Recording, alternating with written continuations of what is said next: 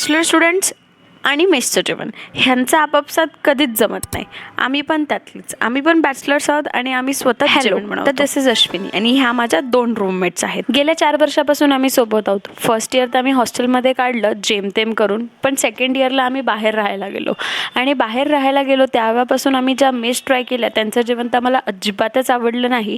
म्हणून आम्ही ट्राय केलं ते म्हणजे घरचं जेवण. स्वतः बनवून जे बनवू जसं बनवू तसं आम्ही खात होतो, कारण आम्हाला ते जास्त टेस्टी वाटत होतं कम्पेअर टू द मेसचं. तुम्ही पण बॅचलर्स असाल आणि तुमचा पण मेसच्या जेवणाचा प्रॉब्लेम असेल तर let me know in the comments की तुम्ही पण सेम सिच्युएशन फेस करता का. सो ग्रोसरी झाल्यानंतर आम्हाला घ्यायची होती फ्रुटी, पण फ्रुटी घेण्याचा मोठा बजेट आम्हाला नव्हता म्हणून छोटीच घ्यायचा विचार केला, पण ॲट दी एंड तो पण आम्ही बिलमधून काढून टाकला कारण पैसे जास्त झाले होते आणि खूप जास्त बिल झालं होतं. पण हे सगळं झाल्यानंतर पण आम्हाला पॉपकॉर्न खायचेच होते, कारण डीमार्ट गेल्यानंतर आम्ही पॉपकॉर्न नाही खाणार असं होतच नाही. म्हणून आम्ही पॉपकॉर्न घेतले, बॅग्स भरल्या आणि त्यानंतर आम्ही निघालो घरी. Thank you for watching. Okay bye.